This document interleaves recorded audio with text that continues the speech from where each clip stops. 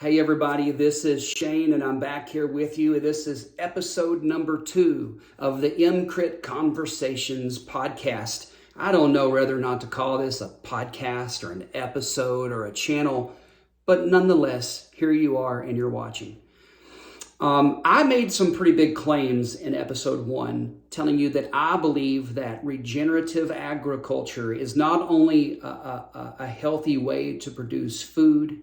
I believe that the idea of regeneration and regenerative agriculture is a way to heal not only our land, but the world that we live in that's in a lot of turmoil right now. I wanted to give you my definition of what regenerative agriculture is, because if you go online and you look this up, you're going to see a lot of different definitions. It's a relatively new movement, and there's not a right or wrong definition. But when you hear me use the term regenerative agriculture, I really had to sit down and kind of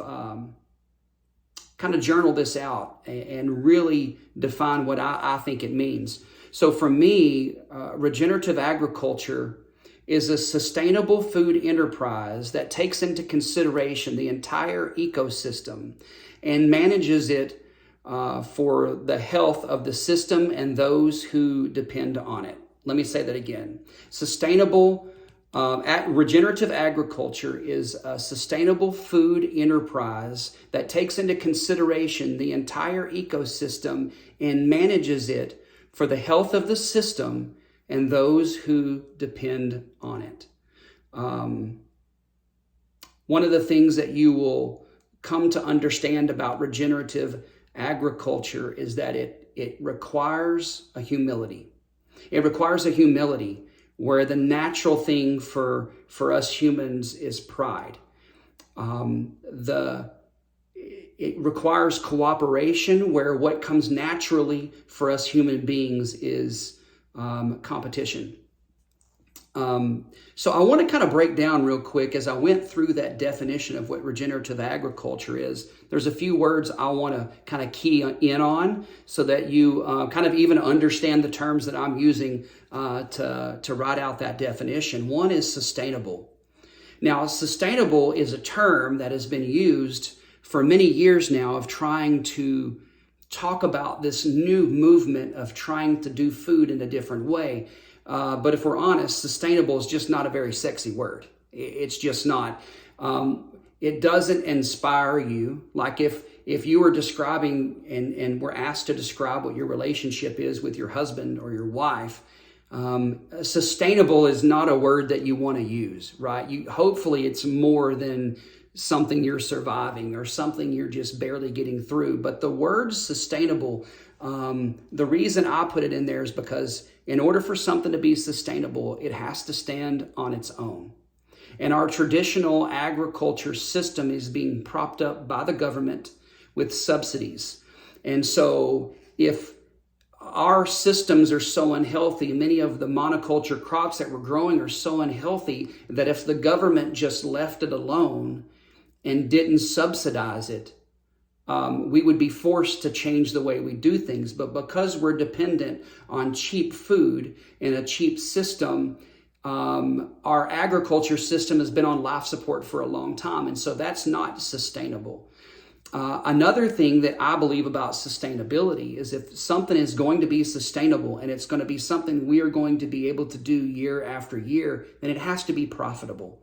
And so we can go in to look at, we don't want to put profits over everything else, but if we can't pay ourselves and our workers and make enough money to survive on, or make enough money to where we don't have to work a second and third job, it's just not sustainable.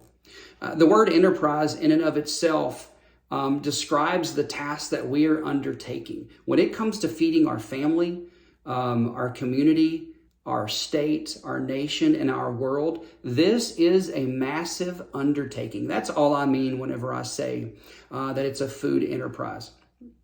And then I said that it focuses on the entire ecosystem.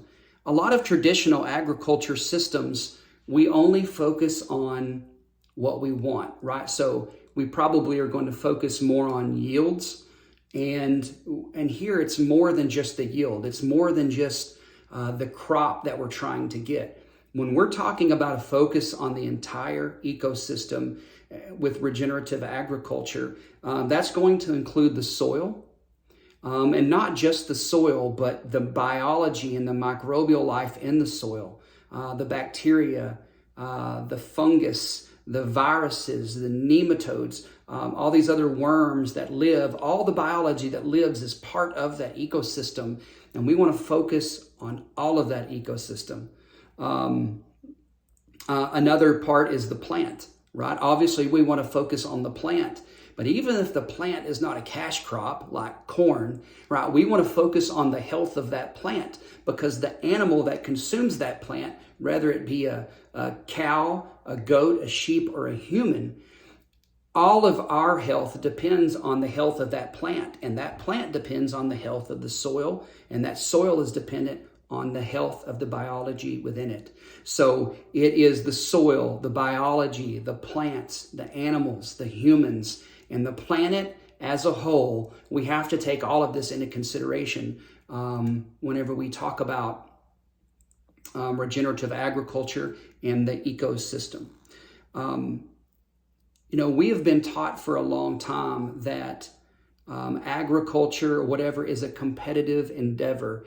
And even we as humans, I remember whenever I was a kid, we had a game on the playground that we played, and it was called King of the Hill. And the way that it worked is you had a dirt mound, and say I would run up there and get on top of the mound. Well, the only way someone else could become king of the hill was that if they ran up there and pushed me off of the hill, and they were able to get up on the hill and hold it themselves. And so the only way you could rule as king of the hill was to push someone else down and to, insert yourself as the king of the hill. And that's what we do as humans a lot. And so with regenerative agriculture, it's more about cooperation. It's more about humility, not about pride, and it's more about working together instead of competing against one another. And so the imagery with being the king of the hill is that with regenerative agriculture, we understand that with many of us sitting on the top, all of us sitting on the top and holding and locking arms together,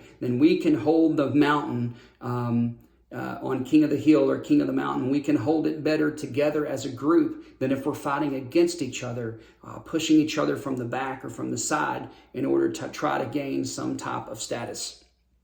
So there's a few practices with regenerative agriculture. There's a lot of them. I just want to go over a few so that you can educate yourself on it. You can become familiar with it. One of them is decreasing the disturbance of the soil. We also want to increase rest periods for the soil when there's been animal impact or impact of any type.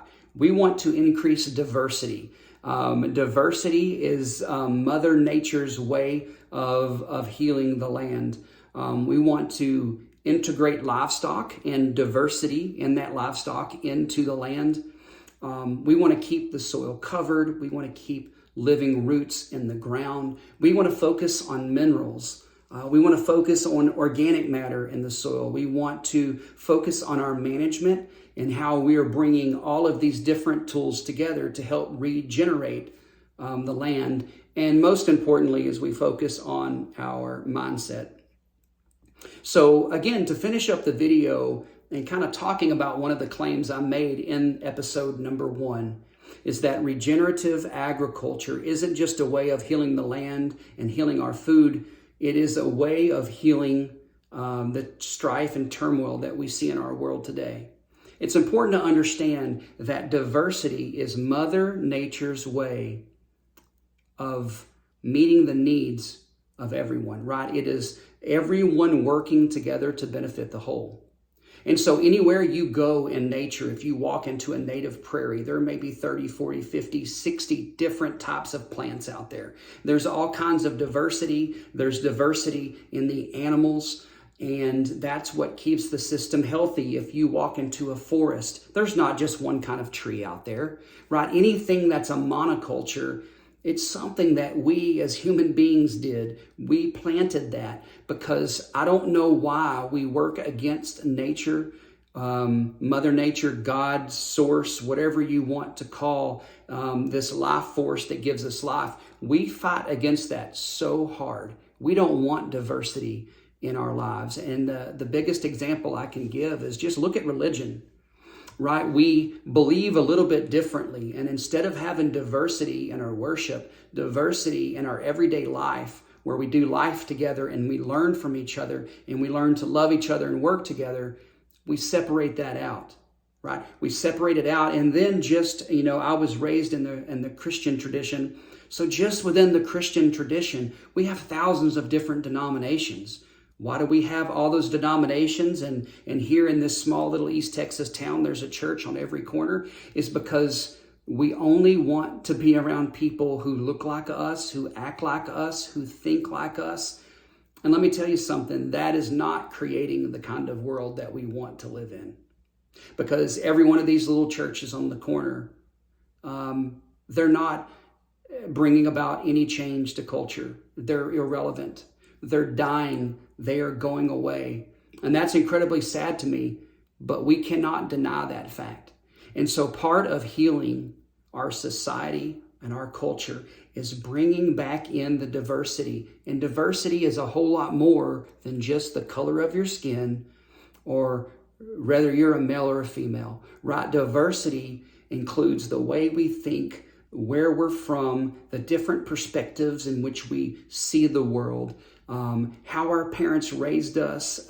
All these things come together to create diversity. And again, diversity is the key to building strength and redundancy within a system. So I hope that taught you a little bit about regenerative agriculture. I want you to think for yourself, if you're a farmer and a traditional farmer, where do you sit in this spectrum, right? Are you on that conventional, traditional model where you're trying to compete against other farmers and compete against these natural systems that are at work? Or are you trying to regenerate? So I'll leave you once again with the definition of my definition of regenerative agriculture is a sustainable food enterprise that takes into consideration the entire ecosystem and manages it for health of the system and those who depend on it. Have a great day.